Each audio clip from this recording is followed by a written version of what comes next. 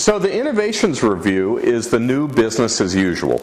Each year, Environmental Defense Fund surveys the landscape of environmental innovation in businesses to identify the most compelling new practices and technologies. And those are the ones that we call the new business as usual. These innovations are truly cool. They fire the imagination.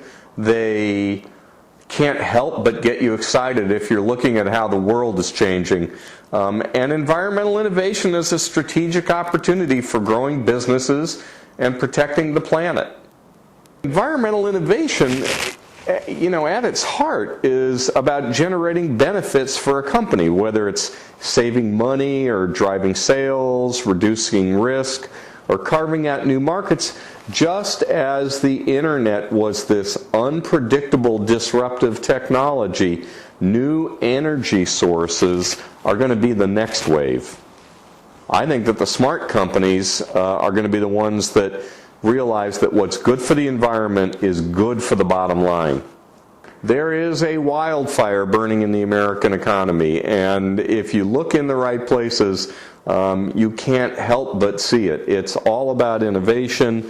It's all about new energy sources. It's about finding smarter, cheaper ways of doing business that are also good for the environment. And we want to help companies learn from each other. We want to hold up the companies that are models. And we want to provide actionable ideas and inspiration for others to copy. Sometimes people ask if companies can afford to do this. I think the best question is, can companies afford not to do this? There are companies that are leaving low-hanging fruit on the floor every day because they haven't figured out how to reach these economies. The technologies are not rocket science. Some of them are, but a lot of them are practical and applicable today. Here's an example. REI retrofitted its store in Boulder, Colorado, and the goal was to cut energy use by 25%, and they did it. If all retail buildings in the U.S. today made the same cut, the retail sector alone would save more than $5 billion a year in energy costs.